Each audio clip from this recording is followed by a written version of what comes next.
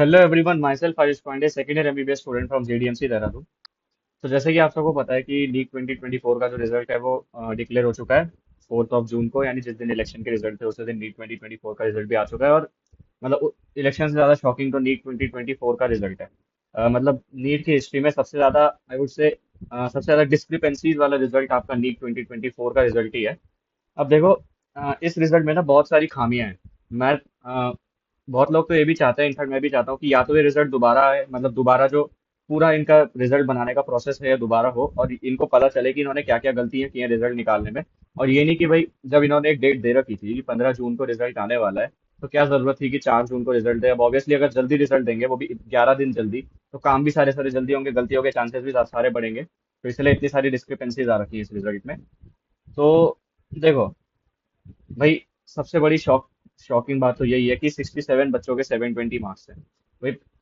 आप नीट 2019 में देख लो, उसमें एक भी बच्चे के 720 नहीं थे।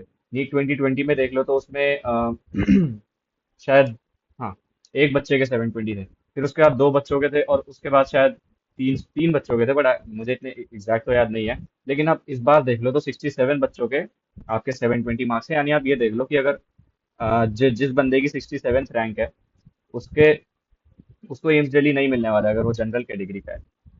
तो मतलब अब इससे ज्यादा वो बंदा क्या ही करे कि मतलब 720 भी ले आया, अब फिर एम्स दिल्ली नहीं मिल रहा, तो इससे ज्यादा वो क्या ही कर सकता है। तो एक सबसे पहली डिस्क्रिपेंसी या क्वेश्चन तो ये है कि भाई इतने बच्चों के 720 आ कैसे गए। या तो आपने पेपर ही इतना मतलब इजी, इतना लो लेवल का बना दिया कि हर कोई उसे कर ले जा रहा है, या फिर पहले से पेपर मिल गया किसी को। हालांकि ये बात प्रूव नहीं कर सकते जब तक ऑब्वियसली लीगली प्रूव ना हो, तो ये बात कहना इतना ठीक नहीं है अभी कि पेपर लीक हुआ वगैरह।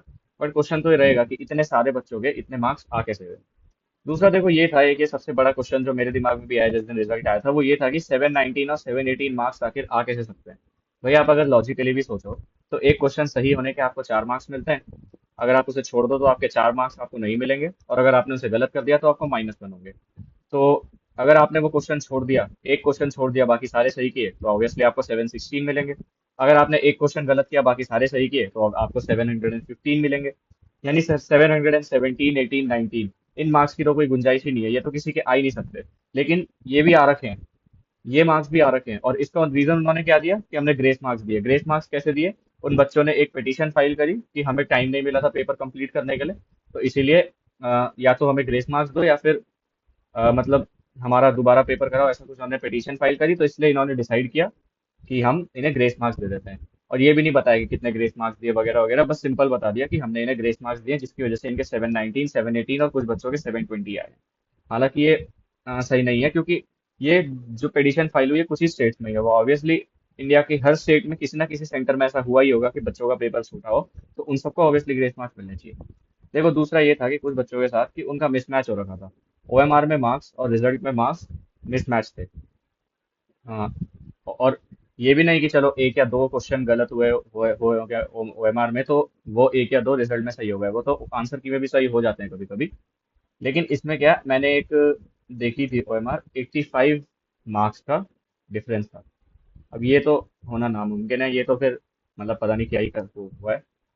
देखो दूसरा एक, हाँ, एक मैंने ये देखा था कि जो बहुत मोस्ट ऑफ द टॉपर्स जो थे जिनके 720 आए हैं, वो सेम सेंटर से थे। सेम सेंटर से कैसे? उनका जो एप्लीकेशन नंबर था वो एक ऑर्डर में था, यानी अब ऑब्वियसली ऑर्डर में है तो सेम सेम ही सेंटर होगा। तो ये कैसे हो सकता है? या तो सेंटर में कुछ गड़बड़ी थी, या तो उस सेंटर के मतलब वो जो बच्चे हैं वो बहुत ज्यादा ब्रिलियंट हैं।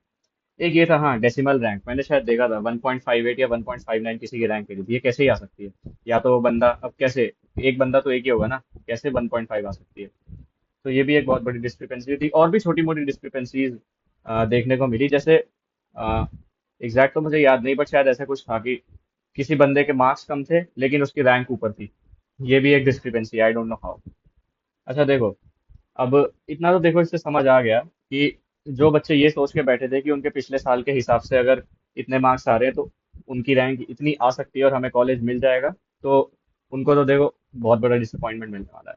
जो बंदा ये सोच के बैठा था कि चलो मेरे 630 आ रहे हैं या 640 आ रहे हैं जनरल कैटेगरी का, और वो चिल कर रहा था इस सोच के कि चलो कोई ना कोई कॉलेज अपनी स्टेट में कहीं से तो मिल ही जाएगा।